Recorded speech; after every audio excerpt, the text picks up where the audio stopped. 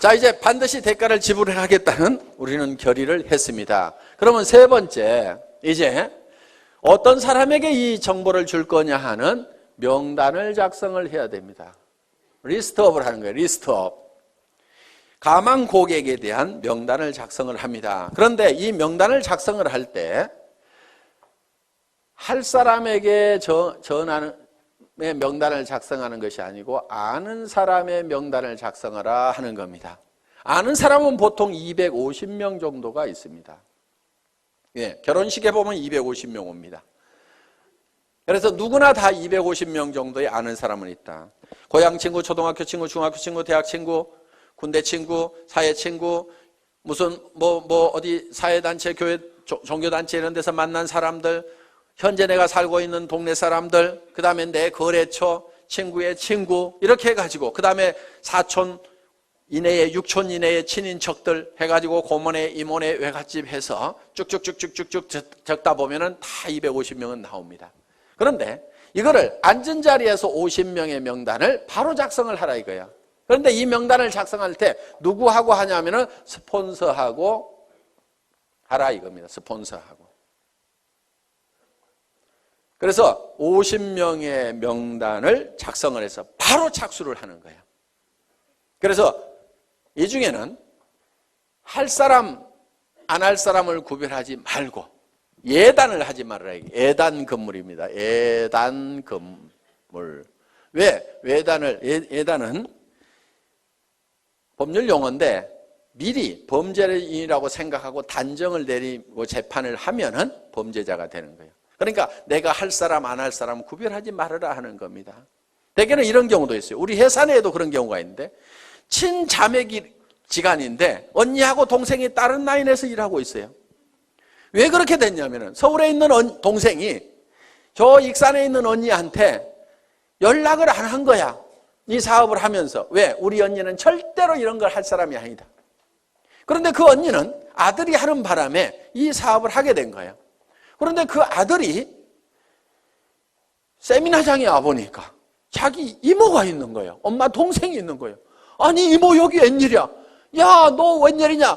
일을 시작할 때 어머니 동생인 이모한테 정보를 줬으면 바로 자기 밑으로 왔을 건데 우리 이모는 절대 이런 사람 아닐 거라고 생각을 해가지고 다른 라인에서 각자 왜? 한참 동안 사업이 진행이 돼가지고 옮겨갈 수도 없는 처지가 돼버린 거예요. 라인 다 버리고 가려고 그러니까 피차에 움직일 수가 없어가지고 친형제간이 떨어져 갖고 살아가는 경우가 있더라 이거예요. 그런 일들이 가끔 비일비재합니다.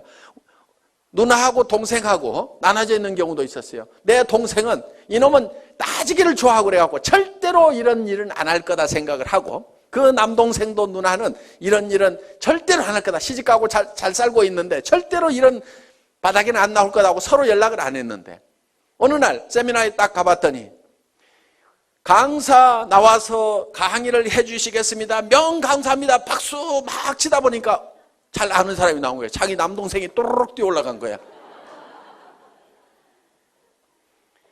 그래서 절대로 예측해서 단정하지 말아라.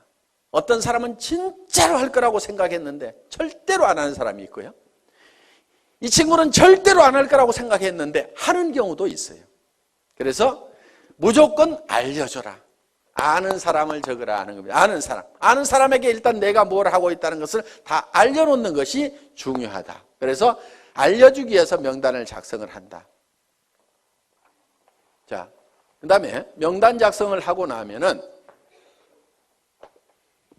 네 번째, 이제 초청을 해야 됩니다. 초청. 인비테이션. 전화하기죠, 전화하기. 이 인비테이션을 할 때는, 전화를 할 때는 전화기를 붙들고 사업 설명을 너무 다 하려고 하실 필요가 없습니다. 가능하면 만나서 얘기를 하고 오도록 얘기를 하면 된다 하는 거예요. 그리고 이제 후속 관리는 전화로 할 수가 있습니다. 후속 관리는. 그래서 전화를 할 때는 바로 세미나에 참석시키고 약속을 받기 위해서 하는 거다 하는 겁니다. 이때 약속을 받을 때 한 가지 주의할 점이 있어요. 거짓말을 하면은 안 됩니다. 가끔 여기 오실 때 등산화 신고 오시는 분이 있어요.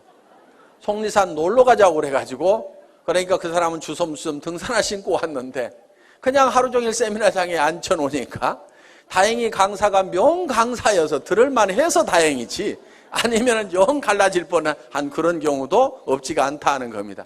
오늘 놀러 가자고 그래서 오신 분 혹시 손 들어보세요. 저 있잖아요. 저. 네. 꼭 한두 명이 있어요.